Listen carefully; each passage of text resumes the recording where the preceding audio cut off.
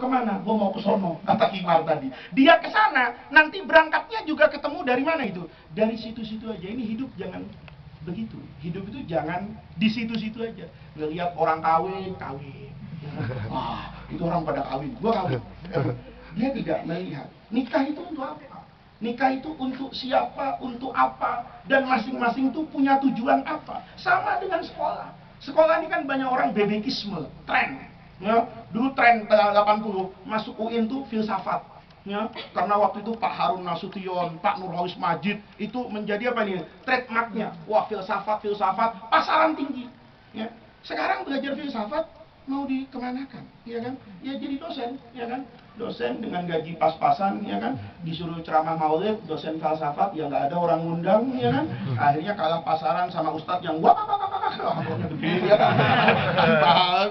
Sekolah di negeri anta berat, itu kan namanya perputaran apa ini? Dunia. Orang juga nggak boleh begitu. Orang nggak boleh sekolah itu karena apa? Karena temannya masuk situ. Orang nggak boleh sekolah itu karena orang itu sekolah di situ jadi hebat. Dia hebat karena dirinya, belum tentu karena sekolahnya.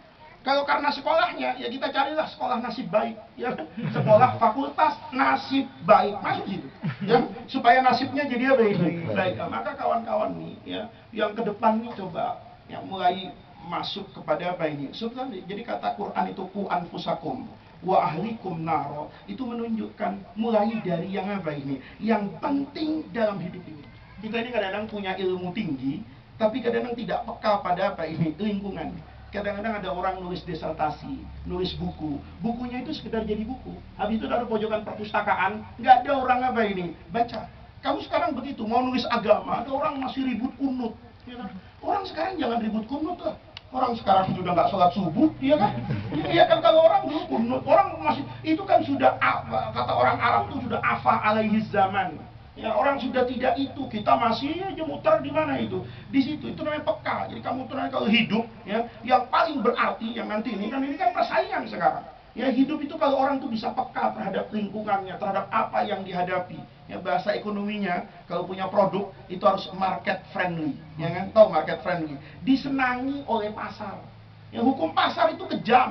Hukum pasar itu kejam. Ketika disukai, coba lihat Nokia itu. Tragis, ya. Nokia, ada yang masih pegang Nokia nggak? Kalau ada mau saya beli, mau saya masuk museum, ya kan? Sebagai kenang. Oh iya, Nokia itu di Finlandia. Kau bisa bayangin kan? Merajai handphone. Dulu orang pegang Nokia itu dijual cepat, harganya tidak jatuh, ya kan? Tapi dia tidak peka dengan lingkungan, dia nyantai dengan kebesaran namanya. Begitu masuk makhluk yang namanya Android, itu Nokia dengan sombongnya. Dia bilang saya nggak butuh dengan Android. Kenapa? Pangsa pasar saya nggak mungkin digerogoti oleh Al Mukarram Samsung. Ya, jangan Samsung aja nggak bisa ngalahin saya. Kata siapa itu? Kenapa? Karena dia nggak melihat kan, dia nggak peka dengan apa ini pasar. Bahwa satu hari nanti kamu bisa lihat, ya, bukan cuma Indonesia yang pusing, Jepang pusing. Sony, Toshiba yang dulu hebat, sekarang kan tinggal kenangan gitu.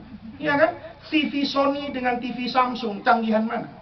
Ya, ini bukan karena saya tukang TV, ya. Stop jualan, ya. Sekarang kamu lihat sekarang, zamannya orang sekarang sudah download dan touchscreen, itu zamannya, sudah zaman download. Sony itu masih berpikiran pakai apa ini? Pakai teknologi lama.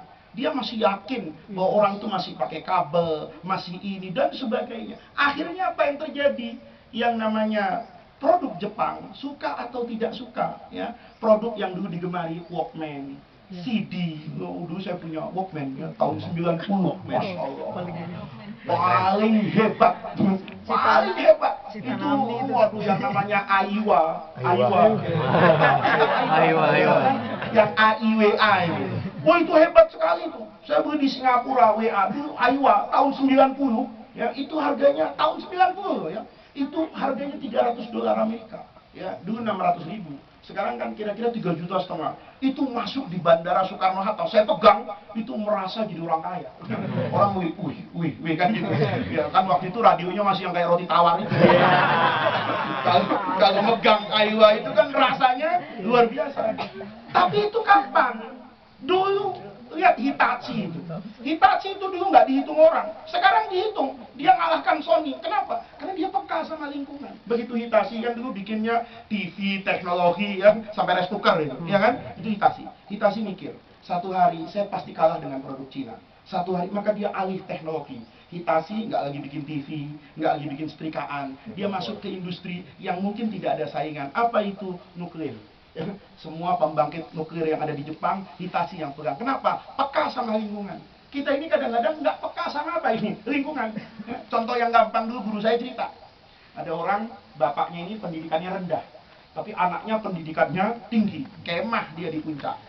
Kemah, begitu kalau naik kan jalan kaki capek, ya, begitu sampai masuk kemah ketiduran. Tidur nih duanya, bapak sama anak. Begitu bangun, ya, begitu bangun, tahu-tahu langit tuh kelihatan di atas. Banyak apa ini? Bintang. Maka bapaknya tanya sama anaknya yang ahli astronomi dari ITB ini. Anakku, apa yang kau lihat di langit? Waduh, jutaan bintang, Pak. Menurut ilmu astronomi, dia cerita galaksi macam-macam lah ya.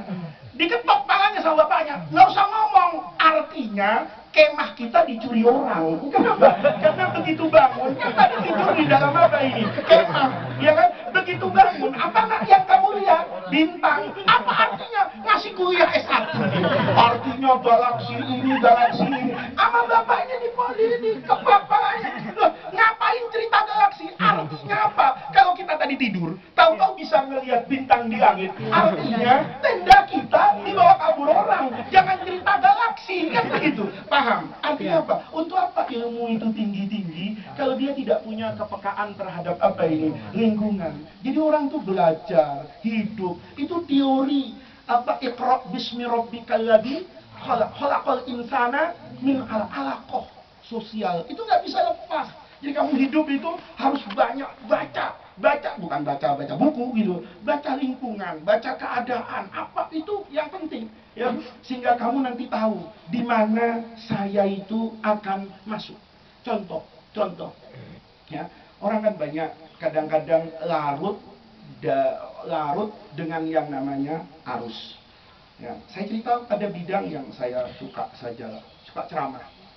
Kamu boleh lihat di Indonesia, yang ceramah di Indonesia itu kacau kan sebenarnya. Bukan ahli agama, tapi yang punya kemampuan public speaking yang bagus, ya, bisa bercanda. Kalau di tengah-tengah orang Betawi, ya, bahasanya itu ya bahasanya mandra, ya kan? Itu komunikatif hidup. Masyarakat kita seperti itu. Begitu tanya, gimana acaranya Maulid? Hebat, ya kan?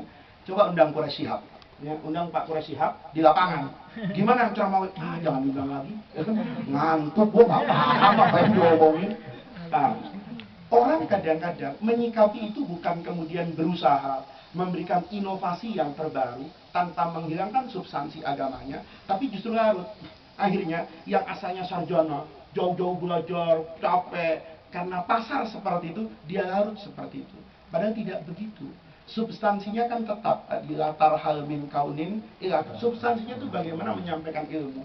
Kita ini harus belajar. Belajar dengan siapa? Saya kadang-kadang membayangkan, ya, yang jago ngomong itu kan orang NU lah, ya, kayak ayah saya dulu pada masanya, Kiai Zainuddin MZ almarhum, itu kan ceramahnya kalau didengar itu enak. Nah, kemudian kita membayangkan seandainya ilmu yang kamu punya dari profesor-profesormu yang ahli tafsir, tapi ilmunya berat, tapi mampu disampaikan dengan gaya bahasa yang seperti itu, maka nanti kamu akan tetap bertahan dengan zaman tanpa mengorbankan substansi keilmuannya. Itu yang namanya orang mengerti, saya ini jadi penceramah untuk apa. Ini kan kadang-kadang ceramah itu nggak jelas, antara menyampaikan ilmu dengan hiburan itu kan nggak jelas. Ada yang isinya ilmu semuanya, masyarakatnya tidak terima.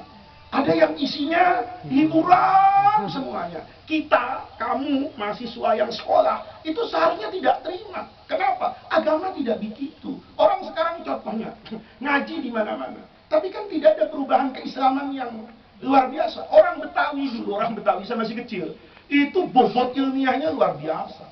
Yang namanya ngaji di majelis taklim, itu dulu bawa kitab. Bawa kitab dulu di At-Tahiriyah. Kamu tahu At-Tahiriyah kan, masjid itu. Dulu hari Sabtu, itu ada hari Minggu pagi, itu ada majelis taklim kaum bapak-bapak. Itu yang ngajar kiai pakai kitab. Maka dulu di Bekasi itu dekat Daihatsu Itu ada kiai namanya Kiai Umayroh Bakir. Tua beliau. Seumuran lah dengan ayah saya, atau lebih tua ayah saya sedikit. Saya tanya, Kiai, kenapa Kiai namanya Umayroh? Ya, saya kan orangnya suka iseng, tapi iseng pakai otak gitu ya. Bukan iseng, kenapa Kiai namanya Umayroh? Kalau namanya Umar, banyak. Adik saya Umar Faruk, kan banyak yang namanya Umar. Tapi yang namanya Umair, apa dipakai tak mubalaghah Umayroh, nggak ada. Kau pernah nggak dengar orang laki namanya Umayroh? Jarang. Saya tanya sama beliau, Kiai, kenapa Kiai namanya Umayroh? Oh begini ceritanya.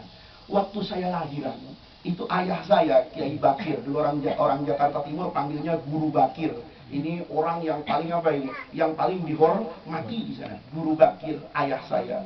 Itu lagi ngajar di At-Tahiriyah, sedang menyampaikan pengajaran kitab yang itu kitab namanya Qalyubi wa Umayyah. Jadi orang Jakarta dulu, majelis taklimnya itu pegang kitab yang standarnya mungkin di atas daripada Fathul Baini. Qorid, kamu bisa bayangin. Kayak apa itu orang? Nah itu kenapa? Yang saya lihat, karena dulu orang itu belajar karena apa ini? Ilmu. Nah substansi ilmu itu nggak boleh hilang. Tinggal caranya, zamannya. Ya. Kayak saya cerita kadang-kadang sama ya, junior saya, sama kalian. Cara mendidik saja kan berbeda. Ya, cara mendidik berbeda. Sekarang santri, kalau kita pukul, itu orang tuanya ikut campur. Kalau tidak orang tuanya ikut campur, polisi ikut campur. Dulu itu tidak terjadi. Dulu tidak terjadi. Orang tuanya malah bilang pukul, bos. Orang tuanya itu masa sudah masuk pesantren, itu nggak ikut campur. Kenapa? Karena dulu mereka yakin ini tempat memang harus seperti itu. Di pesantren itu memang harus nangis. Nah, kalau di pesantren tengah-tengah ketawa-ketawa kan ada apa itu? Ya kan? Masuk ke satu bahagia banget kan di sini. Itu kan salah masuk. Kenapa? Karena tidak mungkin orang di situ harus senantiasa apa ini pada naik turunnya. Nah, makanya dulu orang masuk pesantren itu juga seperti itu. Kenapa? Kamu harus tahu ini namanya perubahan apa ini zaman. Dulu santri itu kalau dimarahin sama gurunya takut. Tahu takut? Kenapa takut? Hah? Karena guru sedikit. Gitu loh. Kalau diusir di Rahman, bapaknya pusing. Mau saya pesantrenkan di mana lagi? Kalau sekarang pesantren banyak, banyaknya pakai jidan, iya kan? Begitu, nggak apa-apa, diusir sana, gue pindah sana. Nggak boleh ngaji sama dia, ngaji sama yang lain. Kenapa? Guru banyak. Zaman itu berubah. Nah, yang substansi itu yang tidak boleh apa ini berubah. Maka kalian itu ke depan, ya, yang terutama yang berkarir apapun di masyarakat, lihat itu secara apa ini.